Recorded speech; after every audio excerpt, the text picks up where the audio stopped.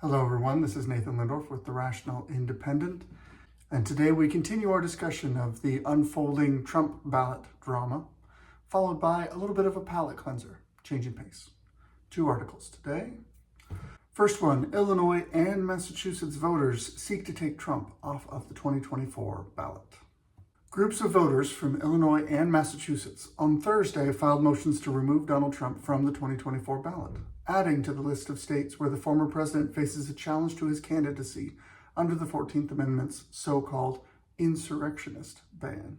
A couple of things we're going to call out here as we go into it. In Illinois, the challenge filed in conjunction with the liberal advocacy group Free Speech for the People asked the Board of Elections to hold a hearing on the matter and bar Trump from appearing on both the primary and the general ballots because of his role in the January 6th, 2021 attack on the Capitol. Donald J. Trump, through his words and actions, after swearing an oath as an officer of the United States to support the Constitution, engaged in insurrection or rebellion, or gave aid and comfort to its enemies, as defined by Section 3 of the 14th Amendment, the voters wrote in their petition to the Board of Elections. I'm not a lawyer. I'm not even going to pretend to get into the legal wrangling that's going on over sudden scrutiny on Section 3 of the 14th Amendment, which I bet a year ago, if you had asked most people, they wouldn't even know what we were talking about. It's kind of an obscure provision in the Constitution. But let's look at the wording of what they've said. Again, words matter in the law. They're basically saying, through his words and his actions, although I don't think anyone has called out that he's thrown any rocks or done anything by his action.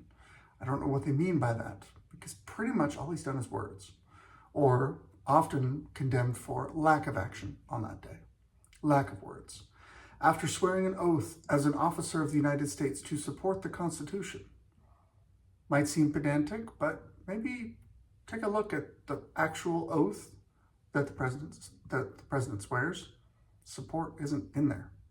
Supporting the Constitution is an oath that you swear if you are appointed by the president or serve in a state function or sometimes some of the other federal positions. Engaged in insurrection or rebellion or gave aid and comfort to its enemies. And it's saying, sampler platter, pick any one of these. Insurrection or rebellion or gave aid and comfort to its enemies, which is arguably saying anything that's not outright condemnation about people who have been deemed insurrectionists is supposedly apparently enough. By the way, another funny little thing, just throwing it out here. They're alleging that he engaged in insurrection. Okay. He has 91 counts, I think, against him across four indictments that he's fighting in court right now. Guess what? None of those counts are insurrection. It's not even alleged or charged in the criminal system that he engaged in insurrection. He's getting in hot water over a bunch of other legal issues, which I think is a little bit of a mess, but I don't see insurrection in that list. Something to think about.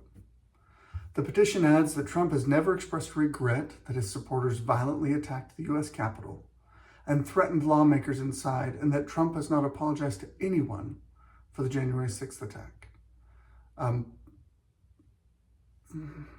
We're not going to litigate January 6th today. I'm going to leave that alone. The same advocacy group on Thursday challenged Trump's eligibility to appear on the Massachusetts ballot. So let's see. Maine, Colorado, Illinois, Massachusetts. Are you sensing a theme here? These are all strong blue states. Why is it that these challenges are coming up where the Democrats basically run the entire machine? I can't think of a reason. The challenges come as the U.S. Supreme Court is widely expected to review a state court ruling in Colorado, a little bit of review. Though the Colorado ruling only applies to that state, any decision from the justices could settle the matter for the entire nation. Each state has different rules for how these challenges are adjudicated. Last week, Maine's Secretary of State removed Trump from the primary ballots. The former president's team appealed that decision in state court. The Oregon Supreme Court could soon rule on another bid to remove Trump from that state's primary and general election ballots because of his role in the January 6th insurrection. Again, you use that label in the media. It's not been proven as a matter of fact that that was an insurrection. You call it that, but that does not create a legal basis for saying, we're calling it an insurrection. Anyone involved in that, therefore, committed insurrection. It's not how the law works. Judges in Michigan and Minnesota, however, rejected bids to block Trump from appearing on the primary ballot in those states. Whoa! A couple of deep blue states that are not going to try and kick him off. All right. Little interesting historical tidbit, just something for you to think about. Do you know the last time an individual candidate was removed from the ballot on a state-by-state basis in leading up to a presidential election? That would be Lincoln in 1860. How did that work out? I don't think that's going to take us anywhere we want to go. Now, moving on, we have another thing. It's a little bit of a palate cleanser, definitely a change of topic.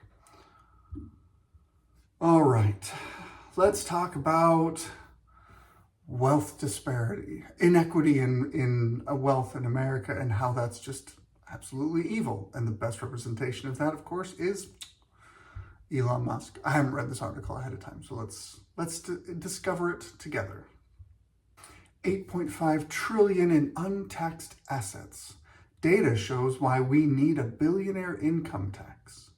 While most Americans predominantly live off the income they earn from a job, income that is taxed all year, every year, the very richest households live lavishly off capital gains that may never be taxed. Oh no! All right, let's see if they can make an argument that isn't just, I'm jealous of the rich people, which, by the way, I am not one.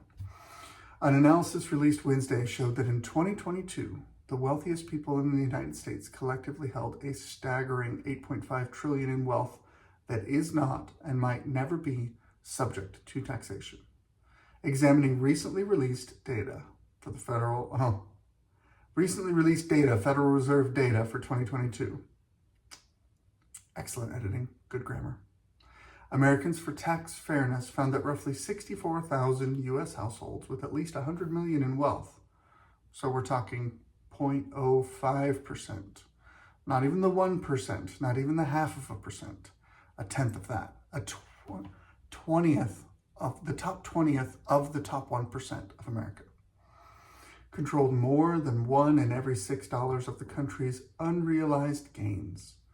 Now, there's a little bait and switch here. If you want to be savvy, you should spot the trick here, because there's a rhetorical trick that people who advocate for new taxes, not higher taxes of existing taxes, but new taxes. This is something they like to do. They like to point out the most extreme examples and say, let's set up on a policy that only chases those guys. We don't want to go after you. We want to go after those guys. And so they point out that here, this top 0.05%, look how wealthy they are. They have 8.5 trillion in unrealized gains that we can never tax. That's a travesty. That's unfair. Let's go after them. Look at the data. Really look at it. These people control a little more than 1 in every $6 of the country's unrealized gains. What that means is someone else controls 5 out of every $6. It's kind of an odd proportion, but call it roughly 70%. Okay. So they're saying these evil rich people control 30%, 25% somewhere in there, 22%. And someone else controls 78%. Let's go after the 22%. You do realize that if you set a policy that's going to allow you to chase that 22%, it's also going to allow you to chase the 78%. Which pot do you think they're really going after? Do you think they're really going after the ultra wealthy who have lawyers on retainer, who have plenty of income and plenty of reserves to fight the IRS over their particular tax situation? Or do you think maybe they might be going after the rest of the pot, the bigger pot, the less defensible pot? If you look at the implementation of the income tax in America, when it was originally sold to the American people, they said, we will charge 1% of income and only on the wealthiest people in America. Is that still where that is right now? After all, right in this opening sentence, opening paragraph, he describes how average Americans live off their income, which is taxed all year, every year. In other words, the income tax has successfully expanded to go after the big pot. In case you haven't figured out where I'm going, the big pot, the $5 and $6, most of this unrealized income is in retirement income and other individual stock purchases and asset holdings of regular Americans, not the ultra wealthy, that is currently protected from taxes. And they're saying, in the interest of fairness, we should be able to come after your retirement. Again, not necessarily listening to what is said, but the implication of what is being said. But the ultra wealthy don't need to sell to benefit. They can live off low-cost loans secured against their growing fortunes. And once inherited, such gains disappear completely for tax purposes. So the way the tax system is set up, let's say I am Zuckerberg. I founded Facebook and I have a stupid amount of wealth, not cash, wealth. I have assets known as Facebook stock that are worth a whole, like 6 crap loads of money. Okay. If I want to cash out some of those, some of that equity, you run into a couple of issues. If the owner and founder of a volatile tech stock starts selling off his stock positions, that can create a panic and a ripple and a cascading effect in the stock market that signals other people holding that stock to sell, depressing the price of all of his remaining shares. That's one reason why you don't see a lot of people selling their shares. That's why Elon Musk, even though he owned plenty of stock in Tesla and SpaceX to buy Twitter, that's why he made it very clear and signaled to the market, I'm selling this much stock. I'm doing so specifically to buy Twitter. I don't have any problem with the stock that I have. I think Tesla is great. I'm making a move to diversify and go purchase this other thing. That's why even though there was a lot of political splashing around, Elon Musk actually did that smart. Now, here's the other interesting thing. Again, clever rich people. Elon Musk actually didn't commit much of the capital to buy Twitter. Instead, what he did is he made the offer saying, I'm showing you I'm serious, that I can fund this offer by liquidating this stock. And he signaled to the market, hey, if I liquidate this stock, it's for this purpose. And then once he secured the deal and Twitter signed saying, yes, we will sell to you, then he went to his friends and said, do you want in on this deal? Do you want to put in $1 billion, $3 billion, $5 billion? And basically got some funding from other people. He's the majority shareholder. It's privately held, but he is not the individual 100% owner. It's too simplistic to do it that way. Now, the funny thing is that also means that basically the market had given him permission to sell that much stock so it wouldn't create a big ripple. But he didn't necessarily need to pour that money into Twitter. So that's a way he could free up some of his reserves that were held in Tesla stock without creating a price ripple. Sorry for getting complicated, but if you want to talk about wealth, it gets messy. It's not illegal or immoral to use the tax code as written. And the way the tax code is written is to say, if you inherit an asset from someone, the capital gains that is calculated on that is stepped up from their purchase to your inheritance. Here's why that's important. Let's say your grandparents owned a farm and they bought it in 1927, okay, or great-grandparents, whatever. They bought it in 1927 for $800. Well, now it's worth $20 million. Again, silly numbers, but we'll just throw that out there. If you inherit it and then you choose to sell it, you don't want to be a farmer, you would have to pay taxes from $800 from that initial purchase point without this provision. Seems a little unfair. It came into your life worth $20 million. You've experienced no capital gains from that. So why should you suffer for that? In other words, you're basically saying, how dare these rich people use death as a tax loophole? Guys, death is not a loophole. Death is inescapable. Anyway, so what a lot of wealthy people do, rather than risk the price ripples that come from them selling their stock, particularly their founders, is they will take a loan. And they'll go to the bank and they'll say, listen, I need $500,000 this year for living expenses. And the bank says, I mean, I can give you the $500,000, I need collateral. And I said, well, here's this big pile of stock. How about we put some of that stock up against the collateral? Great. That's a really safe bet. We'll give you a low interest rate. That's how banks work. If it's a risky bet, if they're not sure they're going to get their money back, they need to charge more interest.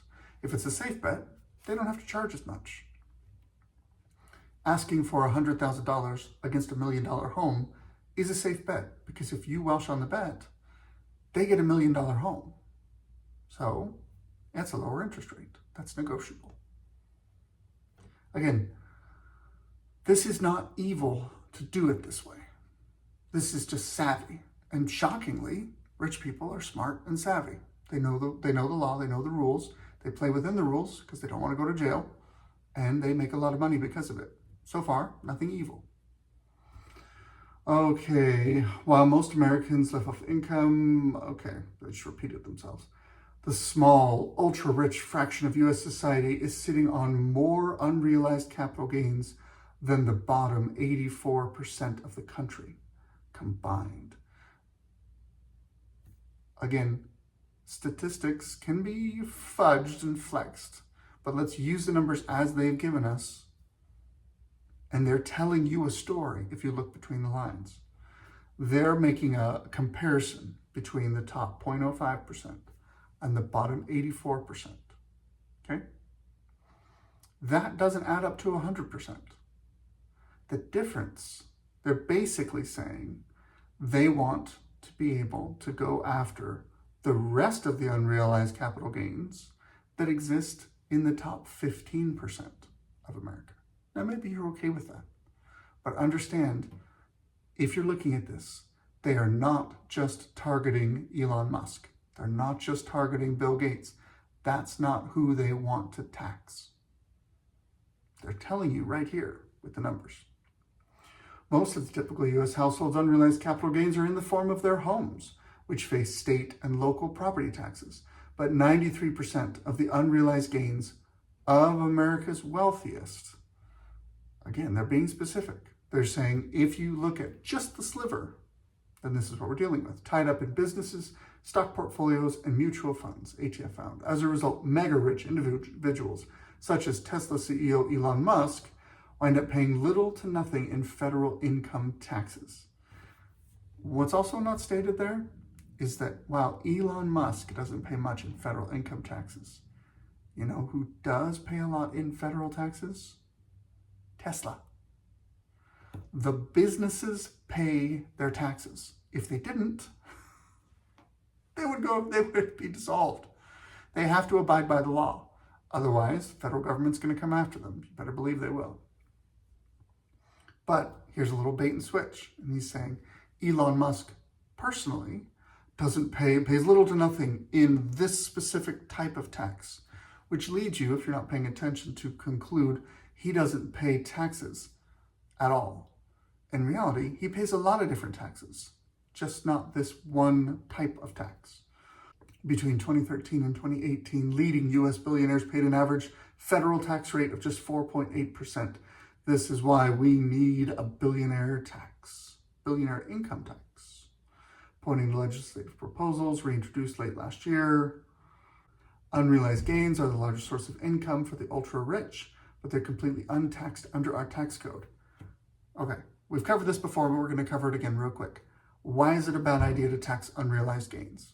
Well, there's a bunch of reasons, but let's just talk about a practical reason, okay? My wife and I decided that she would take a job with a startup. Great. So she took a job with a software startup a few years ago, and with that came stock grants that came with the position because she was entering at an executive level. She was one of the founders, very invested. Let's say that stock takes off for a year or two. She is holding $10 million of, after 4 years, $10 million worth of stock options or stock grants, depending on the exact technical terminology. Again, it gets complicated. Under this, we as a family would have to pay taxes on unrealized earnings. In other words, we're on the hook for $10 million worth of capital gains. I don't have $2 million in cash. So, one, the only way to do that would be to liquidate part of these things. However, the way a lot of these stock grants work is they vest over time, so I'm not allowed by company structure to liquidate the stock position. Plus, it's not a publicly traded company. It's not like I can just put it on the market and have some random mutual fund buy it. I would need to find an individual buyer to buy it. Third, the whole point of taking this job and the risk that goes with a startup is to eventually acquire assets, equity in a profitable company. Now, we come to the fourth reason, perhaps the most compelling. Guess what happened to the startup over the last little while?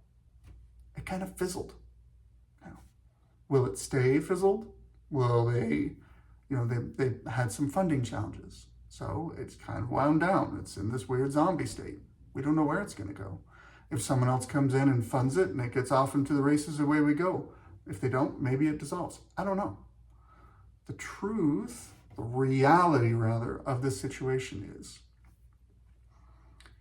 with a tax on unrealized gains, someone like my family could end up in a position where we owe millions of dollars in taxes for a company that is now worthless.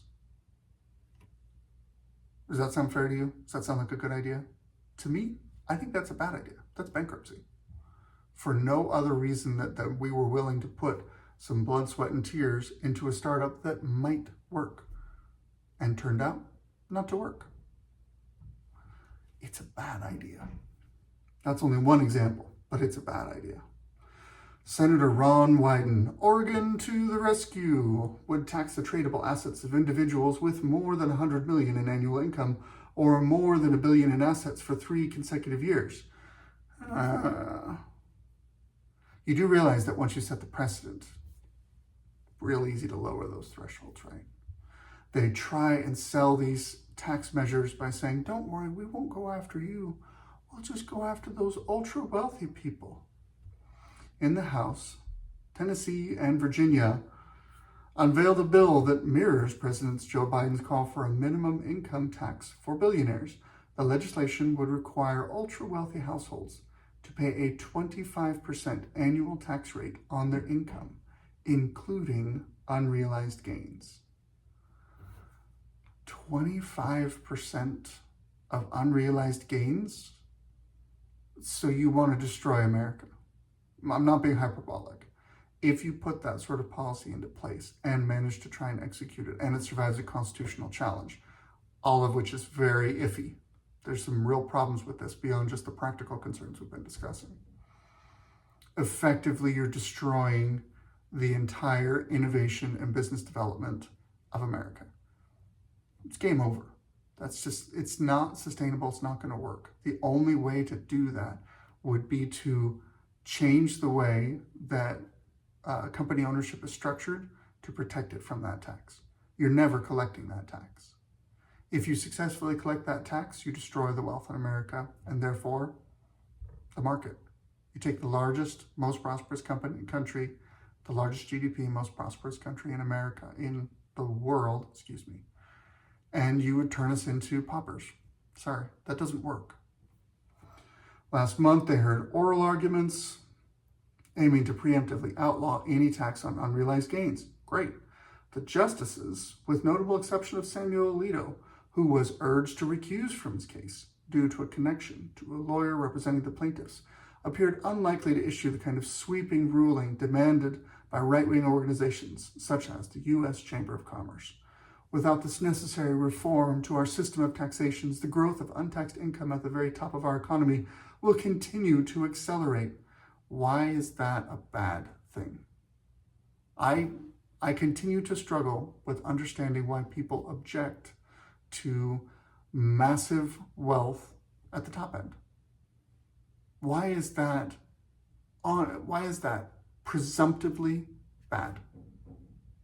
Give me the argument. If everybody is getting wealthier and you're pissed off that one guy is getting even wealthier, that just seems like envy to me. Now, the only way that this makes sense is if you operate from a premise that says in order for them to get wealthy, they have to take from other people. In other words, their wealth was yours and they took it from you on their rise. Their rise pushes you down. Statistics don't bear that out. Demographics don't bear that out. Logical analysis doesn't bear that out. Plain old common sense doesn't bear that out. It's a complete myth, but that's the only argument I've seen that at least on its face makes some sense. Whatever. ATF's analysis found that the wealth of American billionaires, and this is a new word, centimillionaires, has exploded in recent years as Republicans have enacted massive tax cuts for the rich, while wealth tax proposals have languished in Congress. The cumulative $8.5 trillion of unrealized tax capital gains has jumped by more than half since the last Fed survey of 2019. All right. To begin reversing the trend and addressing the extreme and dangerous stratification of U.S. society by wealth, Tashman and Rice argued that Congress must curb the economic and political power of the richest households by annually taxing their investment gains, whether realized or not, just as workers' wages are taxed now, every year, all year round. Without this necessary reform, the growth of untaxed income at the very top of our economy will continue to accelerate to the benefit of a tiny few, there it is, and the detriment of everyone else. Somehow, the growth of untaxed income at the top of the economy is harmful to everybody else. It's an interesting assertion. I don't see it. Feel free to show it to me. I don't see it. So, there we go. Definitely a change of pace from Donald Trump, although being very wealthy, he would be targeted by this. This is a picture from Elon Musk from that place where when he was asked about advertisers not advertising on Twitter, and he said, if you're trying to blackmail me with money, go F yourself. Sorry. It's a classic moment. I can't say I love everything that the man does, but he's definitely improved America. He's definitely brought a lot of wealth and prosperity to a lot of people. Teslas are really cool cars. They're a lot of fun. Anyway, I hope you've had an interesting week, and we'll head into the weekend now. This is Nathan Lindorf with The Rational Independent. This has been my Reddit Rant.